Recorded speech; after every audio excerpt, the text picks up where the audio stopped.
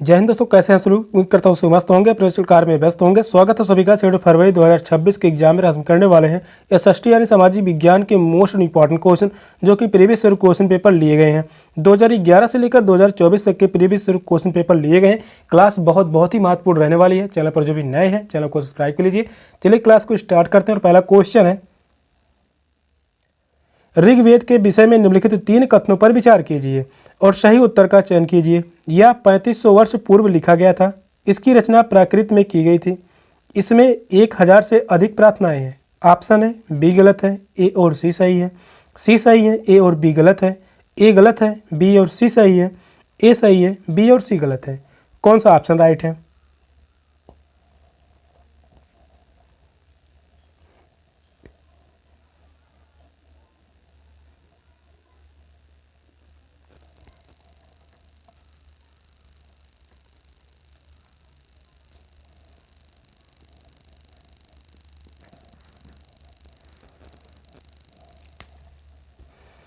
Question number 1 का right answer क्या होगा? ऋग्वेद के विषय में निम्नलिखित 3 कथनों पर विचार कीजिए। इन तीनों कथनों में कौन से कथन सही है?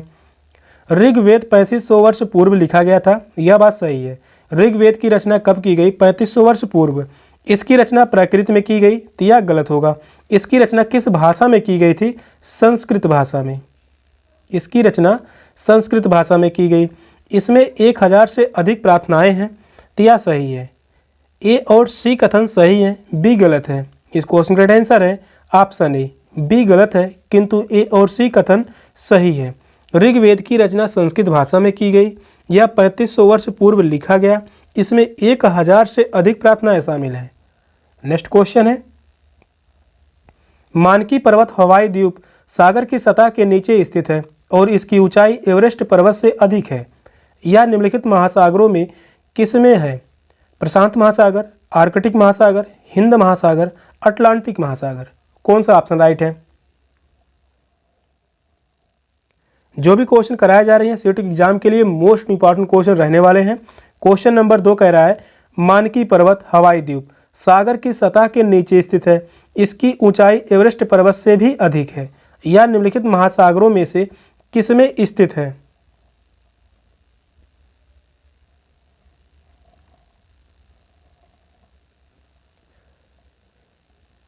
यह स्थित है प्रशांत महासागर में। फर्स्ट ऑप्शन करेक्ट है, प्रशांत महासागर। मानकी पर्वत प्रशांत महासागर में हवाई के एक द्वीप पर स्थित है। यह एक निष्क्रिय ज्वालामुखी है। मानकी पर्वत यह जो है एक निष्क्रिय ज्वालामुखी है। निष्क्रिय ज्वालामुखी है। यह एक निष्क्रिय ज्वालामुखी है। मानकी पर्वत की कुल लंबाई की बात कर लें, लंबाई कितनी है? लंबाई रहने वाली है 10,000 metre. 10,000 metre. First option correct है, प्रशांत महासागर में स्थित है। नेक्स्ट क्वेश्चन है, विनय पिटक एक ग्रंथ है जो अभिलेखित करता है शिक्षकों के मध्य बातचीत, बौद्धों के नियम, जैन धर्म की शिक्षाएं, वैदिक कर्मकांड। कौन सा ऑप्शन राइट है?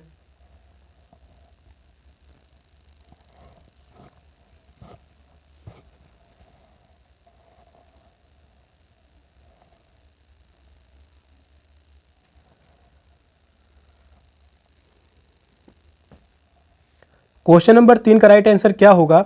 विनय पिटक एक ग्रंथ है जो अभिलेखित करता है बौद्धों के नियम को। सेकंड ऑप्शन करेक्ट है, बौद्धों के नियम को अभिलेखित करता है विनय पिटक। विनय पिटक एक ग्रंथ है जो बौद्ध संघ के लिए बनाए गए नियमों का अभिलेख है। सेकंड ऑप्शन राइट है। नेक्स्ट क्वेश्चन है, पटवारियों यानी लेखपालों के कार्य की देखभाल निम्नलिखित में से कौन करता है? जिलाधीश, संबंधित क्षेत्र के पुलिस स्टेशन का एसएचओ, ग्राम पंचायत का सरपंच, तहसीलदार। कौन सा ऑप्शन राइट है? यह क्वेश्चन 16 में पूछा गया था, 2016 में, सितंबर 2016। यही क्वेश्चन पूछा गया 2024 में और इस समय पूछा गया था कथन में। इंपॉर्टेंट क्वेश्चन है।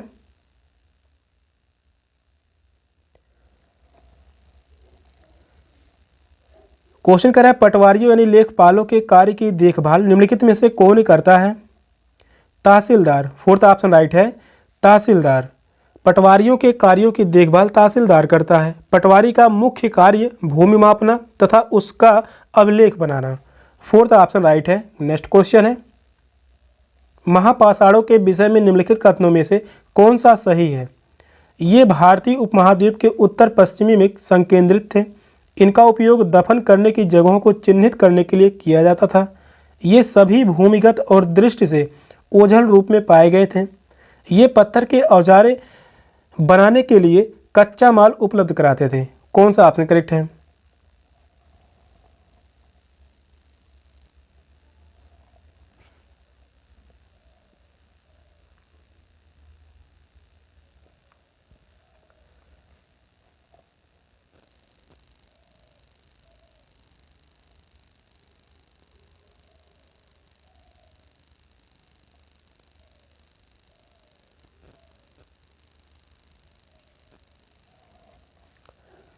क्वेश्चन नंबर 5 का राइट आंसर क्या होगा? महापाषाणों के विषय में निम्नलिखित कथनों में से कौन सा कथन सही है? ये भारतीय उपमहाद्वीप के उत्तर पश्चिम में संकेंद्रित थे। तो यह गलत होगा। इसका उपयोग दफन करने की जगहों को चिन्हित करने के लिए किया जाता था। तो यह बात सही है। सेकंड ऑप्शन राइट होगा। इस क्वेश्चन का आंसर है ऑप्शन बी। ये सभी भूमिगत और दृष्टि से ओझल रूप में पाए गए। तो यह गलत होगा। ये पत्थर के औजार बनाने के लिए कच्चा माल उपलब्ध कराते थे। यह भी गलत होगा। महापाषाण ऐसे बड़े पत्थर या शिलालेख को कहते हैं जिसका उपयोग 3000 साल पहले दफन करने की जगहों को चिन्हित करने के लिए किया जाता था। इसका प्रयोग कब किया जाता था? 3000 वर्ष पूर्व। 3000 वर्ष पूर्व इसका प्रयोग किया जाता था। महापाषाणों का प्रयोग दक्कन, दक्षिण भारत, पूर्वोत्तर तथा कश्मीर में प्रचलित था। सेकंड ऑप्शन करेक्ट है। नेक्स्ट क्वेश्चन है, निम्नलिखित में से कौन सी भूकंपीय तरंगे नहीं है? पोताश्रय तरंगे, अनुप्रस्थ तरंगे, पृष्ठीय तरंगे, अनुदैर्घ्य तरंगे। कौन सा ऑप्शन राइट है?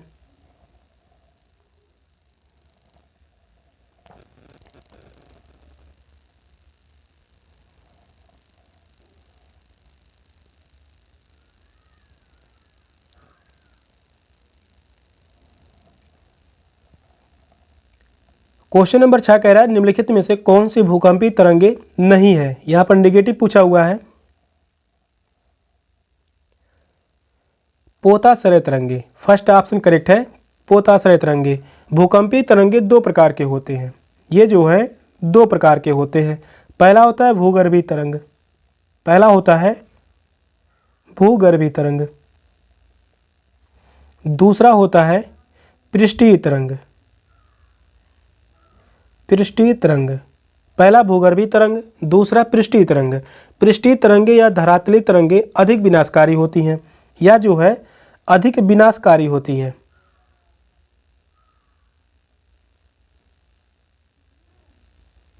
पृष्ठीय तरंग अधिक विनाशकारी मानी जाती है। भूकंपीय तरंगों को भूकंपीय सूचक यंत्र द्वारा मापा जाता है। पोताश्रय तरंगे भूकंपीय तरंगे नहीं है। फर्स्ट ऑप्शन राइट है। नेक्स्ट क्वेश्चन है, एडूसैड से क्या अभिप्राय है? एक क्षुद्र ग्रह जो मंगल और बृहस्पति की कक्षाओं के बीच पाया जाता है। एक मानव निर्मित भारतीय उपग्रह। रॉकेट जिसका उपयोग मानव निर्मित उपग्रहों को सूर्य की कक्षा में स्थापित करने के लिए किया जाता था। सौरमंडल में खोजा गया एक नया ग्रह। कौन सा ऑप्शन करेक्ट है?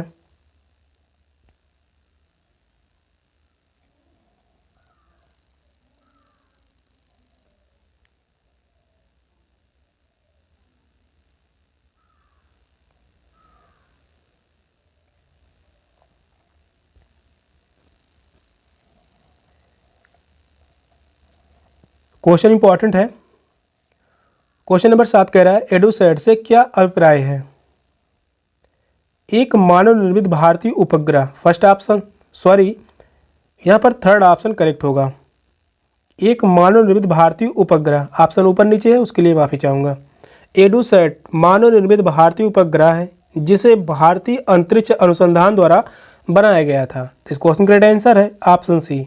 नेक्स्ट क्वेश्चन है, निम्नलिखित परिमंडलों में से किसमें मानव सहित जीवित जीव पाए जाते हैं जो बहुसंख्यक में भूतापन के कारण प्रभावित होते हैं?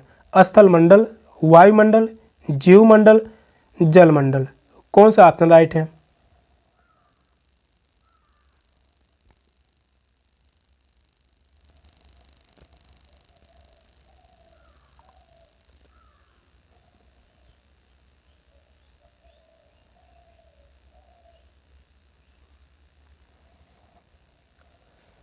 क्वेश्चन नंबर 8 का राइट आंसर क्या होगा? निम्नलिखित परिमंडलों में से किसमें मानव सहित जीवित जीव पाए जाते हैं जो बहुसंख्यक में भूतापन के कारण प्रभावित होते हैं? जीवमंडल। थर्ड ऑप्शन करेक्ट है, जीवमंडल। जीवमंडल में पृथ्वी के हर उस अंग का समावेश है जहां जीवन पनपता और जैसे मानव, पेड़ पौधे, जीव जंतु, सूक्ष्म जीव, ये सभी क्या हैं? जीवमंडल में आते हैं। सामान्यतः जीवमंडल दो भागों में बटा हुआ है। पहला जो होता है पादप जगत, पहला होता है पादप जगत, दूसरा होता है प्राणी जगत। प्राणी जगत। जैवमंडल में वनस्पति और वन्य जीव पाए जाते हैं। थर्ड ऑप्शन करेक्ट है। नेक्स्ट क्वेश्चन है, भारत का दक्कन पठार जो बेसाल्ट शैलों से बना है, निम्नलिखित में से शैलों की किस श्रेणी के अंतर्गत आता है? अंतर्वेदी आग्नेय शैल, कायांतरित शैल, अवसादी शैल, बहिर्वेदी आग्नेय शैल। कौन सा ऑप्शन राइट है?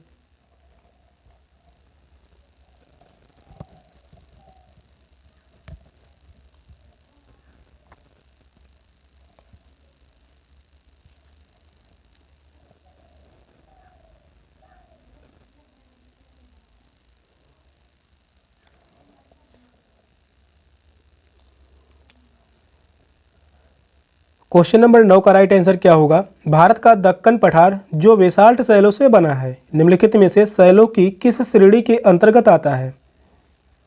बहिर्वेदी आग्नेय शैल। फोर्थ ऑप्शन करेक्ट है, बहिर्वेदी आग्नेय शैल।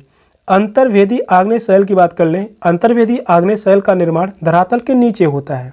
इसका निर्माण धरातल के नीचे होता है। धरातल के नीचे होता है।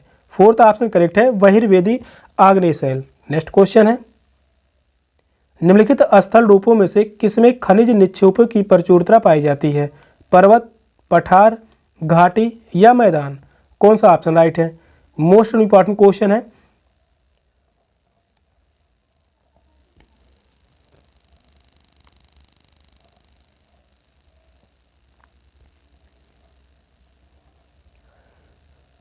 क्वेश्चन नंबर 10 इंपॉर्टेंट है। इस क्वेश्चन का आंसर क्या होगा?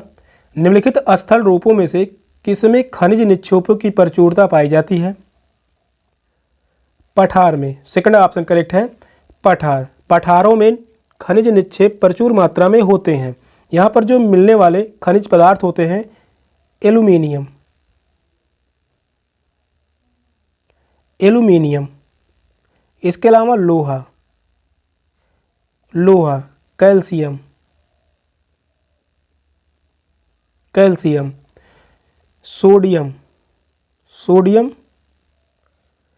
पोटेशियम, सोडियम, पोटेशियम, इसके अलावा मैग्नीशियम, मैग्नीशियम, ये सभी जो है पठारों में पाए जाते हैं। सेकंड ऑप्शन करेक्ट है। सेशन का लास्ट क्वेश्चन था। क्वेश्चन कैसे लगे कमेंट में जरूर बताइएगा। चैनल पर नए हैं, चैनल को सब्सक्राइब कर लीजिए। मिलते हैं फिर नेक्स्ट क्लास में, तब तक के लिए बाय बाय, टेक केयर, जय हिंद।